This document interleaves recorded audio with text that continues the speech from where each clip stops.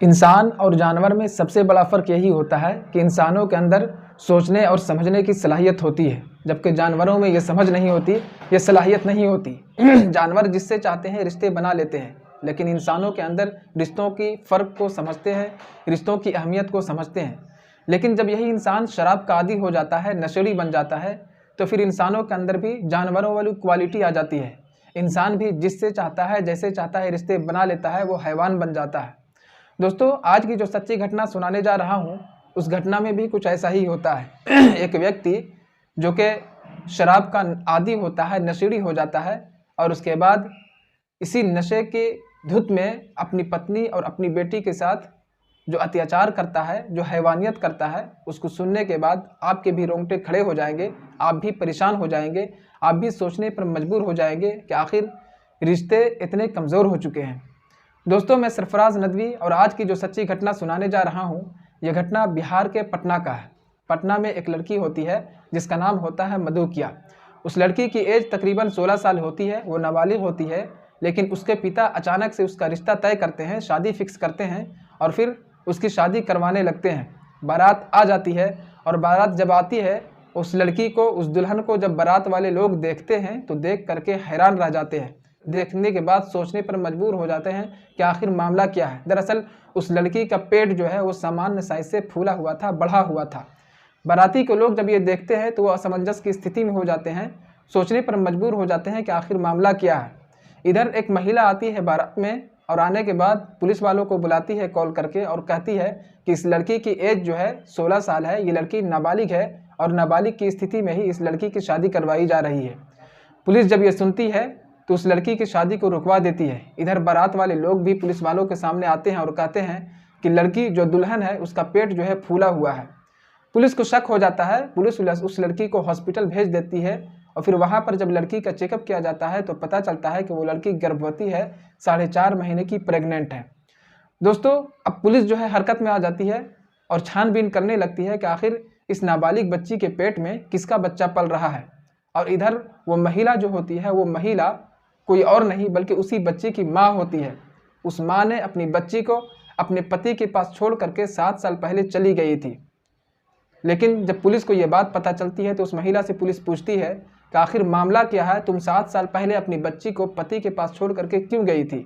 वो महिला अपना दर्द बयान करते हुए कहने लगती है कि साहब, मेरी शादी 20 साल पहले रामपाल से हुई थी। हम खुश थे अपनी ज़िंदगी में, वक्त और समय बहुत अच्छे से गुजर रहा था, लेकिन जैसे जैसे वक्त गुजरता है उसका पति शराब का आदी हो जाता है, नशेड़ी बन जाता है। और जब भी नशा करके जब वो घर में आता तो अपनी पत्नी के साथ मारपीट क्या करता था, दुर्व्यवहार करता था, उसके साथ हैवानियत करता था और विरोध करने पर और भी ज़्यादा उसके साथ जानवरों वाली हरकत क्या करता था। यही नहीं बल्कि उसके साथ अप्राकृतिक तरीके से संबंध बनाता था, यौन शोषण क्या करता था। और पति के इस हरकत से परेशान होकर के पत्नी जो है अपनी बच्ची को पति के पास छोड़ करके हमेशा के लिए मायके चली जाती है। उसके बाद जब पुलिस ये कहानी सुनती है तो फिर बच्ची के पास जाती है। बच्ची से पुलिस पूछती है कि बेटा, तुम्हारे साथ क्या मामला है, तुम्हारे पेट में किसका बच्चा है, ये किसने तुम्हारे साथ गंदी हरकत की है। वो बच्ची रोने लगती है, बिलखने लगती है और कहने लगती है कि दरअसल जब माँ मुझे पापा के पास छोड़ करके चली गई थी तो जब भी पिता घर आता था, शराब का आदी होता था, शराब के नशे में जब घर आता था तो फिर पत्नी के बजाय अपनी बेटी पर भी सारा गुस्सा उतारता था, अपनी बेटी के साथ ही संबंध बनाता था, उसको यौन शोषण करता था। जब बेटी विरोध करती थी तो वो धमकी देता था कि देखो, अगर किसी को बताओगी तो तुम्हें जान से मार दिया जाएगा। और यही वो डर था जिस डर से बेटी ने किसी को कह ना सकी। और फिर 7 साल तक लगातार उसके साथ शोषण करते करते अचानक वो लड़की, वो बच्ची, वो बेटी प्रेग्नेंट हो जाती है। जब प्रेग्नेंट हो जाती है, उस पिता को पता चलता है तो आनन फानन अपने दोस्त के पास जाता है इसका हल निकालने के लिए, इसका समाधान के लिए, इस मामले को निपटने के लिए। उसका दोस्त, अपने दोस्त को जब वो व्यक्ति, वो शराबी जब पूरी कहानी बताता है तो उसका दोस्त तो पहले गाली देता है, गुस्सा करता है, लेकिन फिर उसको बताता है कि देखो, अगर इस मामले को निपटाना चाहते हो तो सबसे पहले उस लड़की को शादी कर दो।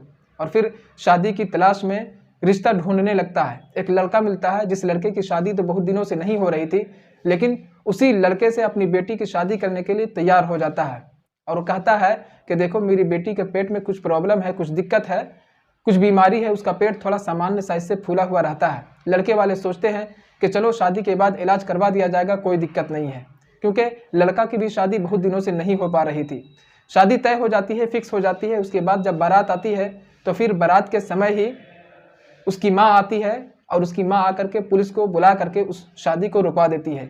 फिलहाल पुलिस ने शादी को रुकवा करके उस व्यक्ति को, उस पिता को गिरफ्तार करके जेल तो भेज दिया है, लेकिन दोस्तों सोचने पर मजबूर कर देती है यह कहानी कि आखिर रिश्ते कितने कमज़ोर हो चुके हैं कि एक पिता जो इतना पवित्र रिश्ता होता है, बाप और बेटी का इतना पाक रिश्ता होता है, इस पाक रिश्ते को एक पिता आज के ज़माने में तार तार कर देता है, अपनी ही बेटी की इज्जत को तार तार कर देता है।